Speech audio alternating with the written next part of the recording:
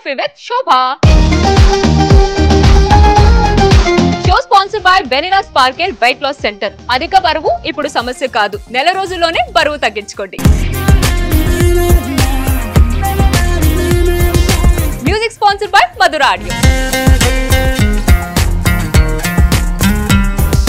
ప్రతి episode coffee with శోభలో ఒక్క celebrity guest మాత్రమే వస్తారు. కానీ ఈ రోజు మాత్రం ఇద్దరు సెలబ్రిటీ గెస్ట్ రాబోతున్నారు. ఈ రోజు కాఫీ విత్ శోభ కాదు, కామెడీ విత్ శోభ. ఒకరేమో పటాస్ తో ఎంట్రీ ఇస్తే ఇంకొకరేమో జబర్దస్త్ తో ఎంట్రీ ఇచ్చారు. ఒకరేమో నాన్ స్టాప్ గా పంచులేస్తూ ఇంకొకరేమో గెటప్స్ తో నాన్ స్టాప్ గా దూసుకుని వెళ్ళిపోతున్నారు.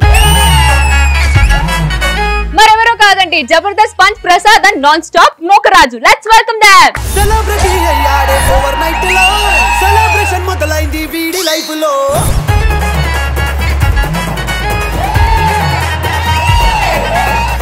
మియా మియా మామా మియా పిక్చర్ కాలి మొత్తం మీడియా. ఈ రోజు కాఫీ విత్ శోభ కాదు, కామెడీ విత్ శోభ అని చెప్పిన. తప్పు చెప్పారు. ఎందుకని? నేను చెయ్యం కదా. So first of all thank you so much. Welcome to coffee with Shobha. బా ఫస్ట్ టైం బుకే ఇస్తున్నారా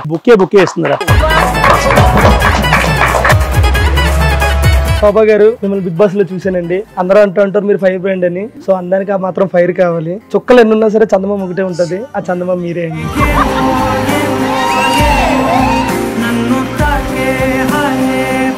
మీకోసం మా అమ్మ నాన్నే కాదు, నా పిల్లని కూడా వదిలేసి వచ్చేస్తాను. అయ్యో సో మేడం, మిమ్మల్ని బిగ్ బాస్ లో చూసాం మేడం. నిజంగా మీరంటే మాకు చాలా ఇష్టం. మీరు ఒకే హౌస్ లో 98 days ఉన్నారు. అన్న ఒకటే హాస్పిటల్ 1 or 2 days ఉన్నారు. కూర్చుందాం కదా. సో కూర్చొని హ్యాపీగా కాఫీ తాగుతూ మాట్లాడుకుందాం. మేము కూర్చుందాం అన్నది మా కోసం కాదు మేడం, అందమైన పాదాలు కందిపోతాయేమో. చాలు ఇంకా అయితే కూర్చుందామా?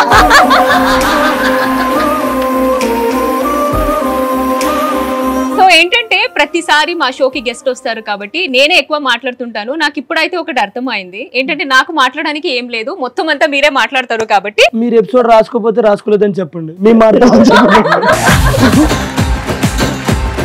మేము లేదు ఆల్రెడీ రాసి కొన్ని అయితే రెడీ చేసి పెట్టుకున్నాం. కానీ రాసి పెట్టారండి రంభ గారిని. అరే తుప్పా చదవా పిలుస్తున్నారు చూడు. మీకు అర్థం కాలేదు కదా మేడం? రాసి పెట్టారు అన్నారు కదా. హీరో రాశి గారు ఆవిడ చెన్నైలో ఉన్నారు, ఈయన వెళ్ళిపోయారు ఆవిడ దగ్గరికి. రాసి పెట్టారు, రంభ పెట్టారు, ఈయన పక్కన పెట్టే వరకు పెడుతూనే ఉంటారు. కొంచెం ఇలాంటి పంచ్ లో నేను చాలా వీక్ అన్నమాట. మీరు లైఫ్ ఎలా ఉంది ఇప్పుడు? ఈ మధ్య కొంచెం హెల్త్ ఇష్యూస్ అందరికీ తెలిసింది. సో హెల్త్ అంటే చాలా బాగుందని చూస్తున్నారు కదా. నా హెల్త్ సెట్ అవడానికి సుమన్ టీవీ అండ్ నా తమ్ముడు అండ్ మా ఆర్టిస్టులు అందరూ సపోర్ట్ చేశారు. మెయిన్ పబ్లిక్, మీ అందరికి నేను లైఫ్ లాంగ్ రుణపడి ఉంటాను. Thank you so much. And నేనైతే హ్యాపీగా ఉన్నానండి.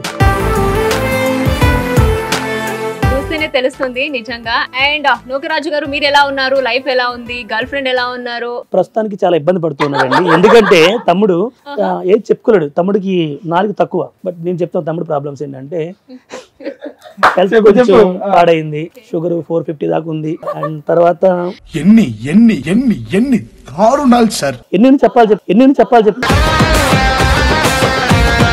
ఈ ప్రాబ్లమ్స్ అన్ని గర్ల్ ఫ్రెండ్ అయితే తెలుసు కదా. నాకు అసలు గర్ల్ ఫ్రెండే లేదు మేడం. అంటే గర్ల్ ఫ్రెండ్ లేదు, బాయ్ ఫ్రెండ్స్ ఎక్కువ మంది ఉన్నారు. మండుతున్నట్టుంది.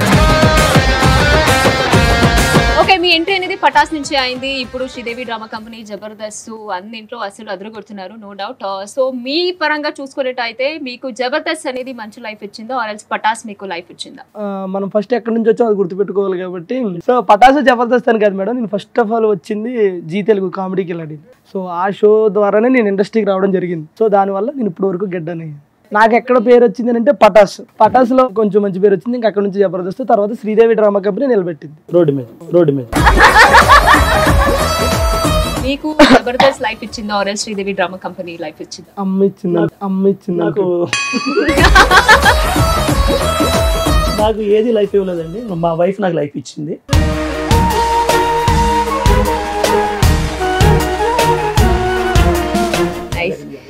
సో ఒకరైతే లవ్ లో ఉన్నారు, ఇంకొకరు ఆల్రెడీ పెళ్లి చేసుకున్నారు. కానీ నాకైతే ఒక డౌట్ ఉంది అన్నమాట. సో మీ ఇద్దరు ప్రకారం లవ్ గొప్పనా ఆర్ ఎల్స్ పెళ్లి గొప్పనా? రెండు వేస్టే. సింగిల్ లైఫ్ గొప్ప. సింగిల్ కింగులం ఏం మాట్లాడుతున్నారు? పెళ్లి ఎందుకు వద్దంటే అన్నోళ్ళ ఇంటికి వెళ్ళండి, లవ్ ఎందుకు వద్దంటే అయితే ఏదో ఎక్స్పీరియన్స్ అయినట్టుంది. బేసిక్ గా లైఫ్ లో ఒకసారి ఎక్స్పీరియన్స్ అవుతుంది ఎవరికైనా, తమ్ముడికి డైలీ అవుతుంది. బేసిక్ గా అయితే సింగిల్ లైఫ్ బెటర్ మేడం. ఎవరైనా సరే ఫ్యామిలీ లైఫ్ కి వెళ్ళాలి కాబట్టి, సో మనల్ని అర్థం చేసుకునే వాళ్ళు ఉంటే మన జర్నీ అనేది హ్యాపీగా ఉంటుంది. అర్థం చేసి తమ్ముడికి ఎక్కువ మంది అర్థం చేసుకునే వాళ్ళు ఉన్నారు, అదే ప్రాబ్లం. నేను సీరియస్ గా ఎమోషన్ గా చెప్తాను. ఎమోషన్ ఒకవేళ నువ్వేనా కామెడీ చేసుకుంటాను నేను సీరియస్ గా చెప్తాను. అది కాదురా, కింద ఏదో కుట్టినట్టు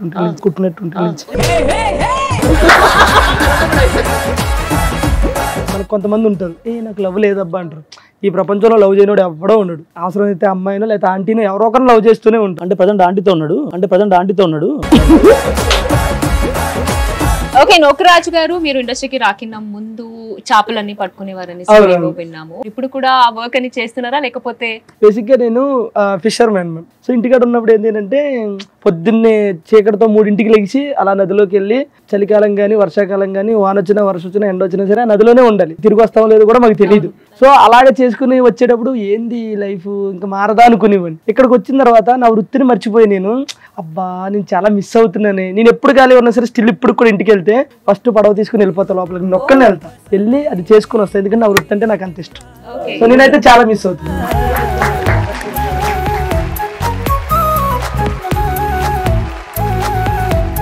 ఇప్పుడు కూడా చెప్తూ ఉంటాడు, ఇండస్ట్రీ వద్దన్నా ఇంటికి వెళ్ళిపోతాను హ్యాపీగా, నేను నాకు చాలా ఇష్టం ఉన్నది. ఆ చేపల పేరు చెప్తుంటాడు. సండే వస్తే మార్కెట్ తీసుకెళ్తాను, తీసుకెళ్లి దీని పేరు అది పేరు చెప్తుంటాడు. ఒకసారి చేపలకి అవ్వడానికి అవ్వలేదు అనుకోండి, ఊరెళ్ళడానికి మన ఇంట్లో ఉంటుంది కదా యాక్వేరియం, దాంట్లో 4 చేపలు వేసి దాంట్లో పడుతూ ఉంటాయి. అంత పిచ్చి తమ్ముడికి.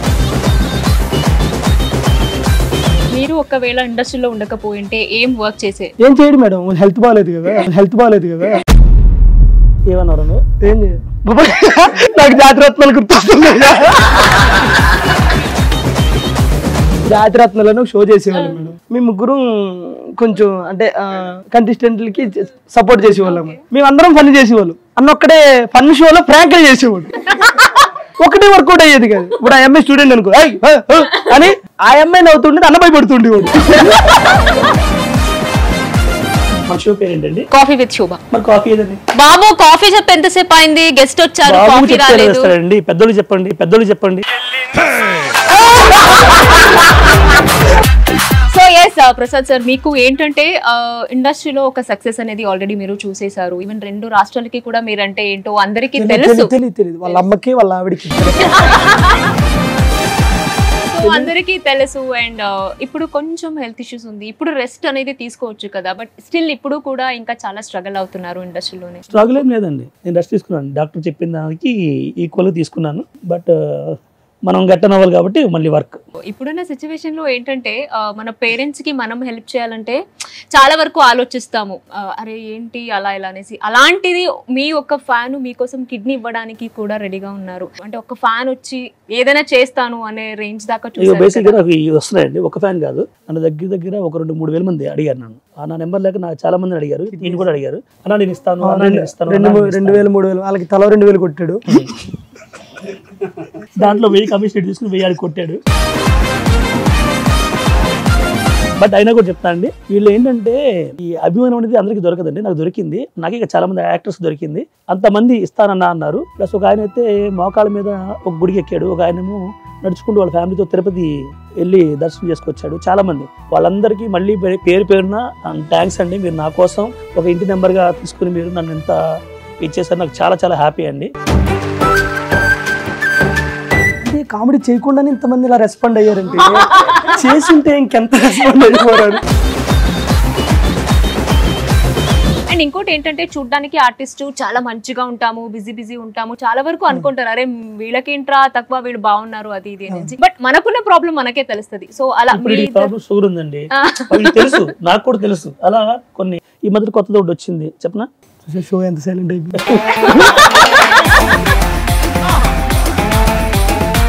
మీ ఇద్దరు పరంగా చూసుకుంటే ఫినాన్షియల్లీ స్ట్రగుల్ అయిన లైఫ్ ఎట్లా ఫేస్ చేశారు? నేను డబ్బులు ఉన్నప్పుడు ఒకలా ఉన్నాను, లేనప్పుడు ఒకలా ఉన్నాను. బట్ ఎక్కువ డబ్బులు లేని పరిస్థితి ఎక్కువ నేను ఫేస్ చేశాను అనమాట.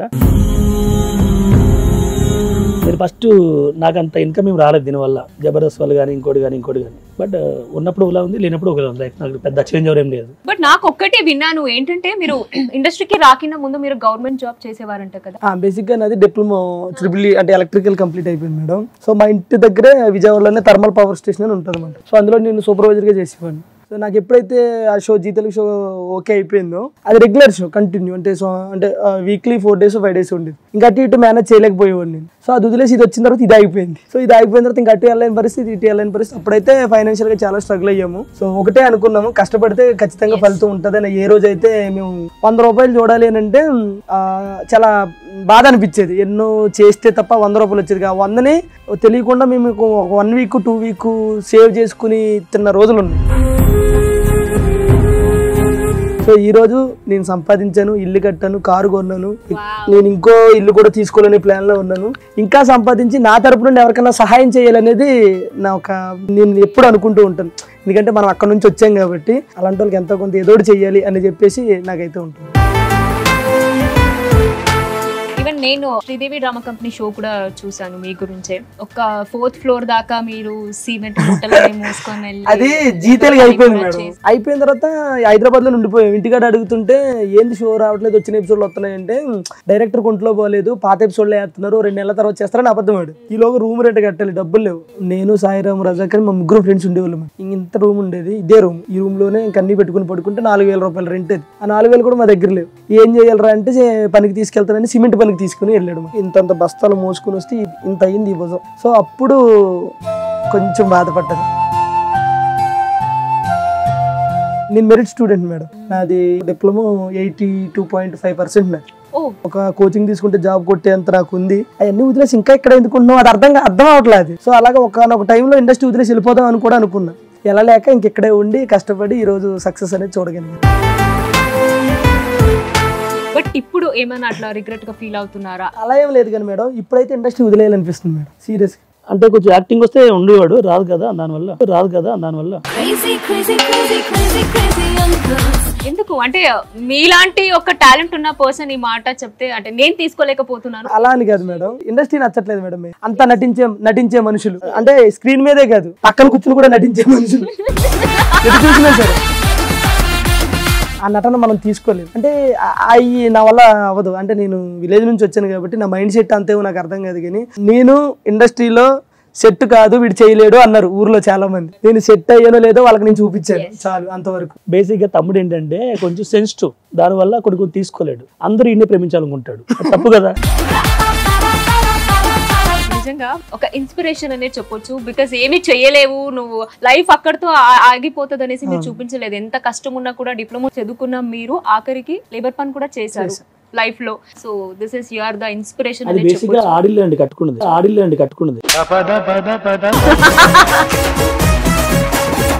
అండ్ ఇంకోటి ఏంటంటే నేను పర్సనల్ గా ఒక వీడియో అయితే చూడడం జరిగింది. మీకు హెల్త్ బాగాలేనప్పుడు ఏంటంటే నాగబాబు గారు అలాగే రోజా మేడం చాలా వరకు డబ్బుల పరంగా హెల్ప్ చేశారు. నాగబాబు గారు అయితే ఫస్ట్ నా హెల్త్ బాగాలేనప్పుడు రామ్ ప్రసాద్ ఇలా మా జబర్దస్తులు రాకేష్ అభి అన్న వీళ్ళందరూ కొంచెం ముందుకు వచ్చారని చెప్తే ఆయన వాళ్ళని అడగడం ఎందుకురా మనమే మన పేమెంట్ కూడా ఆపేసి ఇద్దామని చెప్పేసి ఆ టైంలో మా జబర్దస్త్ యాక్టర్స్ అండ్ నాగబాబు గారు రోజా గారు అందరూ ఇచ్చారండి. అవి కూడా నా హెల్త్కి అయిపోయినాయి. తర్వాత ఫర్దర్గా నాకు ప్రాబ్లం ఉందనగానే రోజా గారు సీఎం రిలీఫ్ ఫండ్ రిలీజ్ చేశారండి. అది నాకు చాలా పెద్ద హెల్ప్ అయింది అది.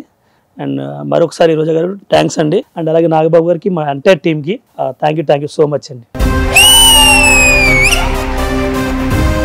బేసిక్గా అప్పుడు అన్న పడుతున్న స్ట్రగుల్ ఆవిడ వరకు తెలీదు. అంటే ఆవిడున్న బిజీ షెడ్యూల్లో కూడా ఆవిడకున్న పనులు పక్కన పెట్టి అన్నకున్న బాధను చూసి 2 days అనుకుంటా మేడం, 2 days 3 days అంతే అక్కడ నుంచి లెటర్ పంపించారు. నిజంగా రోజా గారు బట్ నా లైఫ్లో అయితే మా వైఫ్ ఎంత మెయిన్ పాత్ర పోషించిందో అలాగే వీడు ఆస్య వీళ్ళు కూడా నా లైఫ్లో నా ఫ్యామిలీ మెంబర్స్ అన్నమాట. వీడు నాకు తమ్ముడే, ఇంకా తమ్ముడు తర్వాత కూడా కదా తమ్ముడు. నా కష్టాల్లో కొంతమంది ఉన్నారండి నా పక్కన. వివేక్ నా ఫ్రెండ్ ఒకడు ఉంటాడు, వాడు ఒకరండి నా లైఫ్లో మెయిన్. అది ఎలా చెప్పాలి కూడా తెలియదు కానీ థ్యాంక్స్ రా బాబు, నీకు ఎప్పుడు చెప్పలేదు నేను, సందర్భం కూడా రాలేదు, బట్ ఇప్పుడు చెప్తున్నాను. Thank you Babu, love you రా. తన యాక్టర్ కొత్త బంగారు లోకంలో ఉంటాడు ఒక చిన్న అబ్బాయి. కొత్త బంగారు లోకంలో మంచి రోల్ మేడం. ఒరే ప్రిన్సిపల్ వస్తున్నారు రా అని అంటారు చూడండి, ఆయన అన్న వివేక్ అన్న కోసం చాలా మంది చాలా త్యాగం చేస్తారు. అన్న ఏం చేయడు మనిషి, సారీ జోక్. బోక్ బోక్. సో నూకరాజు గారు, మీకు ఆసియా అంటే చాలా చాలా ఇష్టం అనేసి మా అందరికి తెలుసు. మీరు ఒక్క షోలో కూడా ఆసియా కోసం చెయ్యి మీద కర్పూరం అని పెట్టుకొని చాలా వరకు చేశారు. అంటే అదేంటి, నిజంగా జెన్యున్ గా చేశారా లేకపోతే టీఆర్పీ కోసం అలా చేశారా? ఆసియా ఏ ఫర్ యాపిల్. ఓ, మీరు యాపిల్ అని పిలుస్తారా? బా, ఇంత నాలెడ్జ్ ఎలా? అలా లేదు మేడం. అంటే ఆ రోజు క్యాష్ షోలో చేస్తున్నాం మేడం. సో అప్పుడు ఏంటంటే మన సుమ గారు ఏంటంటే, నిజంగా అసలు మీది నిజమైన లవ్వేనా కాదా, ఎంఏ కోసం నువ్వేనా చేయగలవా అంటే, మీ ఇష్టం మేడం, మీరు ఏం చెప్పినా సరే చేస్తాను అని చెప్పేసి అని అడిగా. సరే నీకే నిజంగా లవ్ ఉంటే చేతిలో హారతి కర్పూరం వెలిగించుకొని చెప్పి అన్నారు. సరే నాకు ఇష్టమే రండి అని చెప్పి అప్పుడు వెలిగించుకున్నాను. ఇదిగోండి మేడం, అప్పుడు కాలిన 3 గాయాలు. ఎప్పుడు ఇందా కాల్చుకున్నావు? అది సిగరెట్ తాగుతుంటే ఇలా పడిపోయింది. నాకు అసలు సిగరెట్ అలవాట్లేదు, మందు అలవాట్లేదు. పడింది నీది కాదు, నా సిగరెట్. మా షోలో ఇప్పుడు ప్రపోజ్ చేయడం అనేది కామన్ కాబట్టి ఇప్పుడు ఆసియాకి కాల్ చేసి బ్రేకప్ చెప్పేసేయాలి. ఎలా రియాక్ట్ అవుతుందో చూద్దాం. కానీ తిప్పేస్తుందేమో. అది బీపేయండి, లాంగ్ అంటది, అప్పుడు అది బీపేసేయండి. ఏంట్రా? హలో చెప్పు. అమ్మతో మాట్లాడినా? ఆగు. హలో చెప్పు. నువ్వు ఎవరితో మాట్లాడాల్సిన అవసరం లేదు. నేను ఇంకా నీకు ఫైనల్ గా ఒకటి చెప్పేద్దాం అనుకుంటున్నాను. నేను ఇంకా సోలోగా ఉండాలనుకుంటున్నాను. దేనికి? దేనికేంది, నాకు ఇంకా అవ్వట్లా. నాకు ఇలా లవ్ వద్దు, నాకు పెళ్లి వద్దు, ఏమొద్దు నాకు. అదే ఎందుకు? నాకు ప్రతిదీ గుచ్చి అడగడం, తర్వాత ఇట్లా నాకు ఇవన్నీ నచ్చట్లేదు అసలు. అవునా? ఒంటరిగా ఉంటావా? ఒంటరిగా ఉంటా. సరే ఉండు, చూస్తా. నువ్వు సరే ఉండి చూస్తా అనడం కాదు, నేను నిజం చెప్తున్నాను ఓపెన్ గా. అంటే నేను టార్చర్ చేస్తున్నానా? టార్చర్ అని కాదే, నాకు నువ్వు నచ్చట్లేదు. నాకు అదే ఒక రీజన్ చెప్పు. ఆసియా నువ్వు ఎందుకు నచ్చట్లేదు, నాకు ఇది తప్పు చేస్తున్నాను, ఒక్క రీజన్ చెప్పు. ఆసియా నువ్వు నాకు ఎందుకు నచ్చట్లేదు? ఓకేనా? ఎందుకు అంటే ఎందుకు? ఆ ఎందుకు ప్లేస్ లో ఏదో ఒకటి పెట్టుకో. నాకు వేరే అమ్మాయి అంటే ఇష్టం, నాకు నువ్వు నచ్చట్లేదు. ఈ ప్రాంకులు గింకులు నా దగ్గర నడవే, అర్థమవుతుందా? నువ్వు కూడా చెప్పు, ఇది తప్పు అని చెప్పు. అమ్మాయి ఇది మిస్టేక్, నాకు నచ్చట్లేదు, ఇది అని చెప్పు. నాకు నీలో ఒక తప్పు ఉంది. ఏం తప్పు చెప్పు. నువ్వు ఆడపిల్లగా పుట్టడం తప్పు. మరి నువ్వు కూడా ఒక తప్పు చేసినావు. ఏంది మొగుడులో పుట్టడం? కాదు. అయ్యో, అంటే మీరు విన్నది నిజం. ప్రాంక్ కదమ్మా, అంటే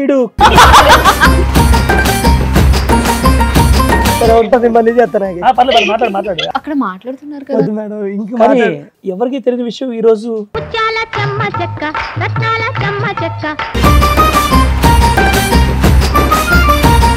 కానీ ఇవాళ ఆశ నీ వల్ల ఒక మంచి మ్యాటర్ తెలుస్తుందమ్మా. బట్ నువ్వు త్యాగం చేస్తున్నావు, లైఫ్ లో ఏ స్త్రీ చేయించాగో నువ్వు చేస్తున్నావు. అండ్ ఇదాకే చెప్పారు మీరు ఏంటంటే లేని వాళ్ళకి కొంచెం నేను హెల్ప్ చేయాలి ఇన్ ఫ్యూచర్, నేను సక్సెస్ అయిన తర్వాత అన్నారు మీరు. కానీ మాకు తెలిసిన విషయం ఏంటంటే ఇప్పుడు మీరు ఆల్రెడీ హెల్ప్ చేయడానికి స్టార్ట్ చేశారు, కొంతమందికి ఆల్రెడీ మీరు హెల్ప్ చేశారు. ఎలా అంటే పాపం ఇటు ఒకసారి ఎక్కడికి వెళ్ళాలి అర్జెంట్ గా క్యాబ్ బుక్ చేసుకున్నాడు. ఒక అమ్మాయి ఎవరు వచ్చారు ఫస్ట్ టైం. ర్యాపిడోలో అమ్మాయిలు కూడా ఉంటారా? అమీర్పేట నుంచి వస్తూ ర్యాపిడో బుక్ చేసుకున్నా. వస్తుంటే ఒక అమ్మాయి వచ్చింది బైక్ డ్రైవ్ చేసుకుంటూ ర్యాపిడోకి. జనరల్ గా అబ్బాయిలు తిరుగుతారు కదా, అమ్మాయి వచ్చింది. ఆ అమ్మాయి ఏంది అమ్మాయిలు ర్యాపిడో కూడా నడుపుతారు, నాకు అర్థం కాలే కాసేపు. అసలు ఎందుకు నడుపుతున్నారు ర్యాపిడో అని అడిగా. ఇంకా పాపం ఆవిడ అంటే అందరికీ కష్టాలు ఉంటాయి కదా, ఇంకా ఆవిడ కష్టాలు చెప్పుకొస్తుంది. ఇట్లా ఆవిడకి అప్పటికే యాక్సిడెంట్ అయింది, కాలు ఇంజరీ ఉంది, అయినా సరే నడుపుతుంది ఫ్యామిలీ కోసం. ఇంకా నా వల్ల నాకు ఏమనిపిస్తే వాళ్ళ ఇంటికి వెళ్ళి నేను సాయం చేసి వచ్చాను. ఎవరైనా ఏదన్నా అంటే అడిగితే మేడం నేను లక్షల కోట్లు ఇస్తానని చెప్పను, కానీ నా దగ్గర ఎంత ఉంటే అంత వాళ్ళకి ఎంత హెల్ప్ అవుతుందో అంత నేను ఖచ్చితంగా చేస్తాను. ఇలాగే చాలా మంది ఇన్స్పైర్ అవ్వాలి. ఈవెన్ నేను కూడా అంతే, మీ అందరినీ చూసి ఇన్స్పైర్ అయ్యి మా చేతుల్లో ఎంత వరకు అవుతుందో అంతవరకు హెల్ప్ చేయాలి. తప్పకుండా. సో ఏంటంటే చాలా గెటప్ అని వేసుకున్నారు ఇప్పటి వరకు జబర్దస్త్ లో కానీ శ్రీదేవి డ్రామా కంపెనీలో. సో గెటప్ అంటే మాకు గెటప్ సీను గారు బాగా మనకు గుర్తుకొస్తారు. తర్వాత ఇంకా మీరే ఈ రోజు ఈ షోలో మా కోసం క్యారెక్టర్ ని యాక్ట్ చేసి చూపించవచ్చు కదా. సో ఫస్ట్ ఒక యాంకర్ గారు వాయిస్ చేస్తానండి. శోభా శెట్టి గారు మీరు బిగ్ బాస్ లో చాలా గట్టిగా అరిచాలు, ఎందుకు? మీకు మెంటల్ వచ్చా లేకపోతే ఎదుటి వాళ్ళ మీద కోపం వచ్చా? ఇప్పుడు నువ్వు ఎవ్వరి వాయిస్ చేసావో ఆవులికి చెప్పు. అలాగే నాకు గెటప్ లో బాగా పేరు వచ్చింది మన ప్రపంచ యాత్రికుడు అన్వేషణ వాయిస్ చేసినప్పుడు. చేయండి. హాయ్ అండి, నేను మీ ప్రపంచ యాత్రికుడిని. మరి చూసుకున్నట్టయితే అందరూ ఆటగాళ్ళు, మామూలు ఆటగాళ్ళు కాదు. ఇక్కడ సిసిలి మన ఈ రోజు ప్రపంచం మొత్తం తిని ప్రపంచ యాత్రికుడు అంటే అందరికీ తెలుసు. సో నాకు కొంచెం గొంతు ఇబ్బందిగా ఉంది కానీ గ్రేట్ నిజంగా. ఇప్పుడు కేఏ పాల్ గారు వాయిస్ అదగొట్టేవరా? కేఏ పాల్ వాయిస్, కేఏ పాల్ గారిది ఇది. చూడు తమ్ముడు 132 దేశాలు తిరిగాను శాంతి కోసం. ఏ శాంతి కోసం. సో అలాగే మనకి కైకల్ సత్యనారాయణ గారు. ధర్మ పరిరక్షణ దురంధరుట నీకు జీవ ఆ గుట్క చూసి మన గెటప్ సీన్ అన్ని అయితే అన్ని గెటప్లు చేస్తున్నాడు. గ్రీన్ టీ బాబు నువ్వు డిస్టర్బ్ చేస్తానంటే చెప్పు నుంచి. ఇప్పుడు రాజమండ్రి ఉంది కదా, దాని పక్కన భీమవరం ఉంది కదా, భీమవరం కదా రాజమండ్రి. కామెడీ ఏది? కొన్ని సందర్భాల్లో కామెడీ గురించి కాదు, సీరియస్ గా కూడా మాట్లాడు. నీకు కామెడీ ఇంపార్టెంట్ అనుకుంటే నువ్వు చేసుకో. దేనికి కొన్ని లిమిట్స్ ఉంటాయి. నేను సీరియస్ గా చెప్తాను. ఎందుకు సీరియస్? జోక్ చేసా. ఏంటి జోక్ ఏంటి అంటే ఇప్పుడు ఆవిడ ముందు హీరో అవడానికి నువ్వు జోక్ చేస్తావు. నార్మల్ గా అన్నా నార్మల్ ఏంటి రాబాల్? కొన్ని ఉంటాయి. నీకుండవు.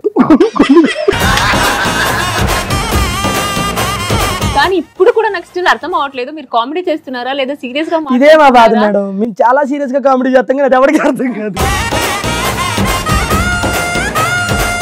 వెరీ నైస్, సూపర్ గా చేశారు నిజంగా. హాస్యం. ఒక ఆర్టిస్ట్ కి ఏదైతే లక్షణాలు ఉన్నో అది మీకు ఉందన్నమాట. డెఫినెట్లీ మీరు కామెడీగా అన్నారో సీరియస్ గా అన్నారో నాకైతే తెలియదు, ఇండస్ట్రీ వదిలేస్తారనేసి. ప్లీజ్ వదిలేయమంటారా ఏంటి? ఇప్పుడు అసలు వద్దు అంటున్నాను, ఎందుకంటే ఈ టాలెంట్ అనేది అందరికీ రాదు, అది మీలో ఉంది. ఇంకా చాలా చాలా సక్సెస్ అవ్వాలి మీరు లైఫ్ లో. మీరు ఏదైతే అనుకున్నారో అన్ని ఫుల్ఫిల్ అవ్వాలనేసి హార్ట్ఫుల్ గా విష్ చేస్తున్నారు. All the very very best.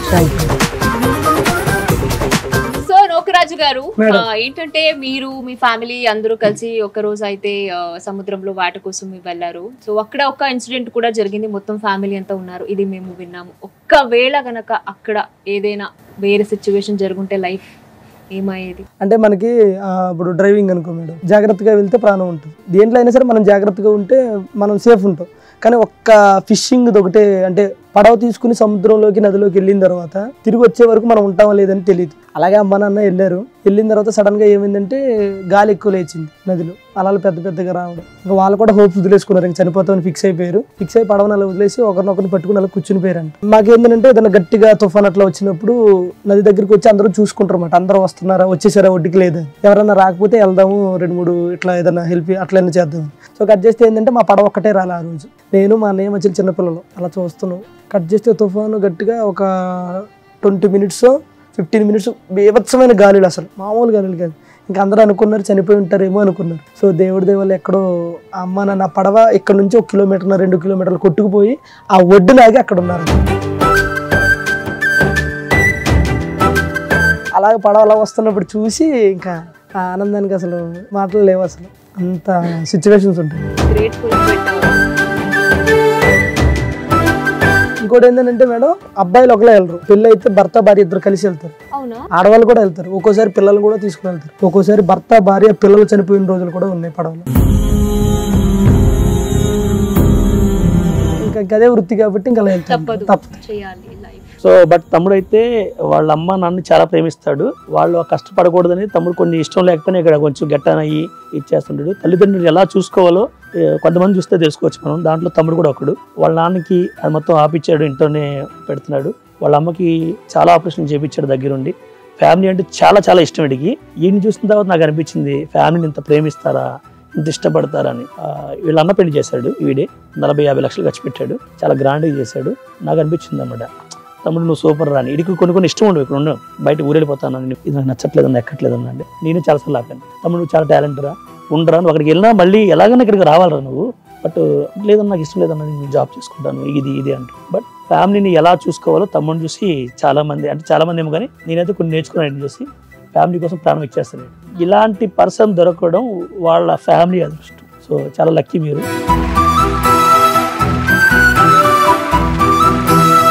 అలాగే ఒక ఫ్యామిలీ మ్యాన్ గా ఉండి త్వరలో మీరు ఇంకొక ఫ్యామిలీ కాబోతున్నారు. ఫ్యూచర్ కి కూడా ఆల్ ది బెస్ట్. అండ్ ఇంకోటి ఏంటంటే ప్రతి ఒక్కరు అడుగుతున్నారు అండ్ ఇక్కడ వీళ్ళకి కూడా అంతే ఈ క్వశ్చన్ గురించి డౌటే ఉంది. ఏంటంటే నెక్స్ట్ సీజన్ 8 బిగ్ బాస్ లో ఆఫర్ వస్తే మీ ఇద్దరిని మేము చూడొచ్చా? తమ్ముడిని చూడొచ్చు నాకు తెలిసి. ఎందుకంటే తమ్ముడు బిగ్ బాస్ లోకి వెళ్తే మీలాగే నాకు తెలిసి ఐ థింక్ ఓపెన్ బుక్ తెరిచిన పుస్తకం అనమాట. లోపల ఒకటి పెట్టుకుని బయట ఒకటి పెట్టుకుని అంత యాక్టింగ్ చేయలేడు, ఓపెన్ గా ఉంటాడు. అంటే బట్టలు వేసుకుంటూ కాదు, ఓపెన్ గా మాట్లాడేస్తాడు. తమ్ముడు వెళ్ళాలి, వెళ్తే చాలా మందికి నచ్చుతాడు, చాలా మందికి కనెక్ట్ అవుతాడు. ఇది మంచి తెలుస్తుంది, ఇది చెడు నాకే తెలుసు కొంచెం, అది కూడా తెలుస్తుంది. ఇది సాడిజం, సైకో. ఛాన్స్ వచ్చినా సరే వెళ్ళలేడు. నేను బేసిక్ గా బిగ్ బాస్ కి వెళ్ళాలనుకుంటున్నాను కుదిరితే. ఎందుకంటే నేను ఆల్రెడీ ఇప్పుడు బిగ్ బాస్ హౌస్ లోనే ఉన్నట్టు. మా ఇంట్లో మా పిల్లలు, మా వైఫ్, ఆ టాస్కులు ఆ ఇది మీద బిగ్ బాస్ హౌస్ నాకు చిన్నగా అనిపిస్తుంది. మా అబ్బాయి ఘన్శ్యామ్ ఒకరిని హ్యాండిల్ చేస్తే ఒక 10 మందిని హ్యాండిల్ చేస్తున్నట్టు, మా ఆవిడని చేస్తే మొత్తం 16 మందిని 20 మందిని హ్యాండిల్ చేస్తున్నట్టు. దేవతన్నావు ఇప్పుడు ఇది చెప్తున్నావు. కానీ ఇవన్నీ కాదండి, ఇలా చెప్తారు చాలా మంది అదోళ్ళు. బట్ నాకైతే నా భార్య దేవత. సో ఇది జోక్ అండి. మా వైఫ్ వెళ్ళమంటే బిగ్ బాస్ కి వెళ్తాను. వైఫ్ వద్దంటే రిజెక్ట్ చేస్తారా? వెళ్ళరా? అయినా వెళ్తాను. ఎందుకంటే అక్కడ హ్యాపీ ఉంటాడు 3 నెలలు. అలా అనుకుంటారు అంతే, హ్యాపీ ఉంటామని అనుకుంటాం. మీరు అనుకుంటున్నారు కానీ మేమైతే గట్టని అయిపోతాం. మేము ఇద్దరు ఉంటే ఇంకా మర్చిపోతాం అండి, ఎవరు అవసరం లేదు మాకు అన్న ఫీల్ లో ఉంటాం. అంటే మీ మీద గీయాలని కాదు, అర్థం కదా ఆవిడికి నవ్వాలండి. మీరు కనుక వెళ్తే, ఎందుకంటే ఫ్యామిలీ కనెక్షన్, ఈ ఫ్యామిలీ మన ప్రియారిటీ మొత్తం ఫ్యామిలీ అనుకునే పర్సన్ ఎవరైతే ఉంటారో ఉండదండి. అక్కడికి వెళ్ళిన తర్వాత ఒక తల్లిని, ఒక చెల్లిని అందరు సెట్ చేసుకుంటాడు వాళ్ళలోనే. కాకపోతే ఎక్కువ గర్ల్ ఫ్రెండ్ సెట్ చేసుకుంటాడు కదా. చూడు కాసేపు సునామీ వచ్చిందా ఏంటనిపిస్తుంది నాకు, ఎందుకంటే అంత సైలెంట్ చేసేస్తున్నాను. ఇప్పుడు తమ్ముడు విజృంభించేస్తాడు, నవ్విస్తాడు.